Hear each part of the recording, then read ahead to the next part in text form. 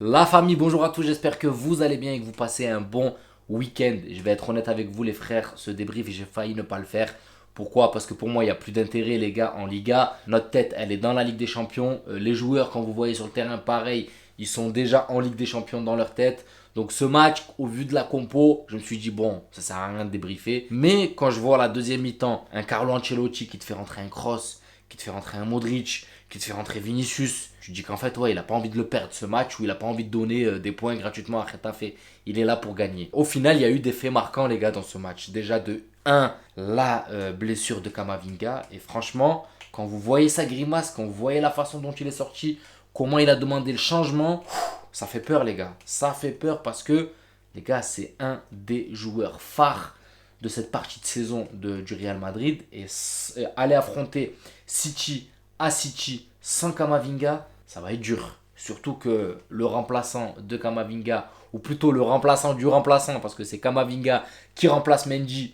Et si on n'a pas Kamavinga, donc je suppose que Mendy va retrouver son poste, à moins qu'il fait glisser à là-bas et qu'il met Nacho. Mais quand vous voyez le match de Mendy, les gars, il a l'air dépassé par les événements. Ça allait trop vite pour lui. Il n'a pas réussi à combiner avec Kamavinga. Pourquoi? Parce que ça allait trop vite pour lui. Les combinaisons sont perdues. Bon, peut-être que défensivement, à la récupération de balle, il a réussi à faire deux trois récupérations, mais quand tu vois qu'en 3 minutes ou 4 minutes de jeu, il te met une remise de la poitrine pour Courtois, et tu te dis waouh, quelle remise frère.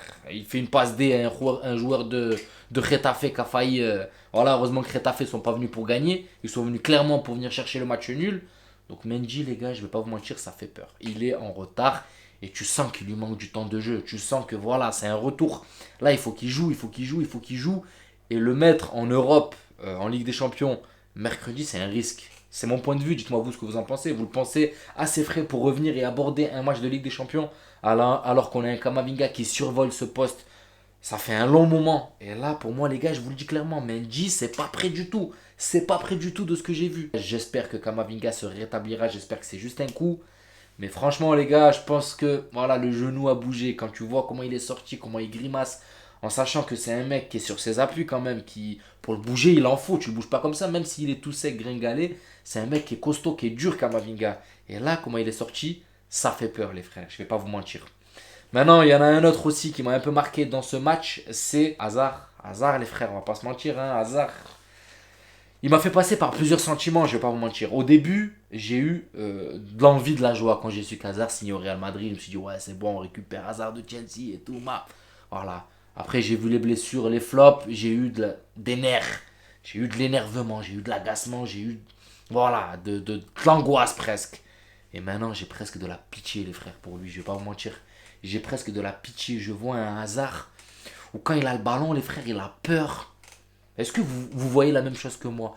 Quand il a la balle, il y a une époque à Chelsea, frère, ils sont deux devant lui, mais c'est un Hazard qui va percuter, qui va rentrer, qui va tenter des choses, qui va... Et là, tu sens qu'il a peur. Franchement, les gars, je me mets à sa place. Ça reste un humain, ça reste un homme. Je me mets à sa place et je me dis, ça doit être dur. Ça doit être dur. Vous savez pourquoi? C'est juste le fait de relancer la machine. Quand tu as été longtemps sur le banc, qu'on te donne des petits morceaux de match, voilà, et que c'est dur de revenir et de relancer la machine, surtout quand c'est au très haut niveau au Real Madrid, je me mets à sa place, je me dis c'est compliqué. Là, encore une fois de plus, les gars, une prestation médiocre. Il faut être honnête, médiocre, les gars. Parce que quand tu vois juste Mariano qui est rentré juste après, les frères, il a apporté mais 1000 fois plus que Eden Hazard sur 60 minutes. J'ai trouvé que Mariano était beaucoup plus actif, beaucoup plus en mouvement qu'un Eden Hazard que j'ai trouvé beaucoup statique. Et tu vois, hein, prendre le poste à Vinicius, c'est dur. C'est dur parce que juste un match sans Vinicius et un match avec Vinicius, mais c'est le jour et la nuit, frère. Tu regardes pas, t'as pas autant d'intérêt. Tu portes pas autant d'intérêt sur le match du Real, je vais être honnête, hein, j'y porte pas autant d'intérêt sur ce match que j'ai vu contre Retafe, surtout en première mi-temps, sans Vinicius, alors qu'après en deuxième mi-temps, quand Vinicius est rentré, les gars, j'étais comme ça. J'attendais juste qu'il touche le ballon pour faire un éclair de génie. Et sur quoi? En l'espace de 20-30 minutes, il a mis un but, même s'il était hors jeu, il a baladé deux trois joueurs. Et pareil, l'arbitrage, je vais pas vous mentir, hein, il m'énerve. Il m'énerve, je vais vous dire pourquoi, les gars. Quand Vinicius touche la balle, alors moi, vous savez, je suis pas trop arbitrage, hein, j'aime pas juger les arbitres ou quoi que ce soit. Mais là, ça commence à être flagrant. Les arbitres n'aiment pas siffler pour Vinicius. N'aiment pas siffler pour Vinicius alors que c'est légitime. C'est légitime les frères. Quand vous voyez Asensio qui subit une micro-poussette, il est à peine touché, qui tombe, il s'effondre et l'arbitre il siffle avant qu'Asensio touche le sol. Et quand tu vois Vinicius qui prend un coup de coude pratiquement ou un bras de Djene dans le visage et qui s'écroule et que tu vois l'arbitre qui lui dit lève-toi avant qu'il tombe, tu te dis attends mais ils font exprès ou quoi frère? Vinicius, ce que j'aime pas c'est quand il respecte. Mais là, moi je subis ça, la vie de ma mère, je me lève, je mets une droite à ce Djene. L'arbitre j'y vais, je l'insulte et je me barre. Pourquoi? Parce que nous on joue en district les frères.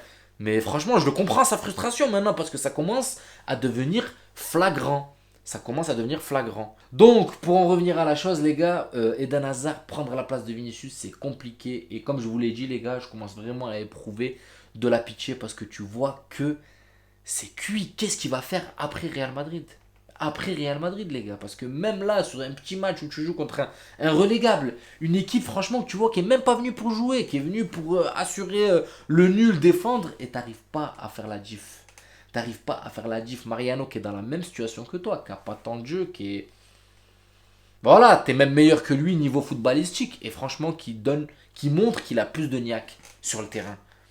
Franchement, Eden Hazard, c'est malheureux à dire, hein, mais pour moi, c'est la fin pratiquement. C'est pratiquement la fin. Où est-ce qu'il pourrait rebondir les frères avec le salaire qu'il a? Où est-ce qu'il pourrait rebondir? Vous le verrez rebondir où? Tu le vois tellement il a peur. Les frères, il a peur quand il a la balle. Il n'y a plus cette niaque de se dire allez je vais rentrer. Pourtant, 31 ans, ouais, 31 ou 30. Ouais, je crois 31 ou 32 ans, je sais même plus quel âge il a. Mais il y a des joueurs à cet âge-là, ils sont dans la force de l'âge. Ils sont dans la force de l'âge. Eden Hazard ne propose plus rien malheureusement. Ne propose plus rien. Et ça me fait pitié à voir quand tu vois le footballeur que ça a été, quand tu vois ce que ça a été à Chelsea, quand tu vois que j'ai même plus la force de le descendre. Franchement, il y a des matchs, les gars, je l'ai allumé, j'étais sans pitié avec lui. Et là maintenant, le pauvre, ça y est, il me fait pitié. Je le vois jouer, j'espère qu'il va faire quelque chose, qui va le porter vers l'avant, qui va dire ah voilà, on a vu quelque chose de Eden Hazard, mais il y a même pas cet éclair, les gars. Il a peur, balle au pied. Malheureusement, voilà, pour moi c'est fini, extinction des feux pour Eden Hazard.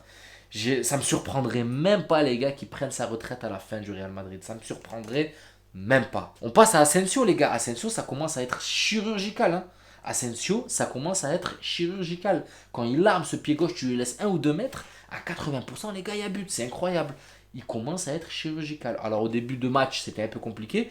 Mais quand il a trouvé ses acolytes à côté de lui, que tu as un Kroos, un Modric qui apporte un peu de mouvement au milieu de terrain, ça lui a trouvé un décalage, une frappe, but, pied gauche. Non, franchement, Asensio, les gars, il me plaît. Il me plaît, cette deuxième partie de saison lui est bénéfique. Et franchement, on ne devrait pas le vendre. On devrait le garder parce que c'est un mec qui débloque des situations. Un match avec Vinicius et un match sans Vinicius, c'est le jour et la nuit. Je vais vous donner juste une stat qui va montrer que c'est le jour et la nuit. C'est la première fois que je vois ce côté droit aussi actif. On a placé aujourd'hui Eden Hazard côté gauche à la place de Vinicius. Et je sais pas qu'est-ce qui s'est passé. Tout le Real Madrid a commencé à jouer à droite, les frères. Tout le Real Madrid. Vasquez, il a mis le feu sur le côté, les gars. Je n'ai jamais vu ce côté droit aussi actif. Et puis voilà, dites-moi ce que vous en pensez, la famille. J'espère que cette vidéo vous plaira. N'hésitez pas à vous abonner, à liker. Ça donnera beaucoup de force à la chaîne. Et je vous dis à la prochaine vidéo. Ciao, la famille.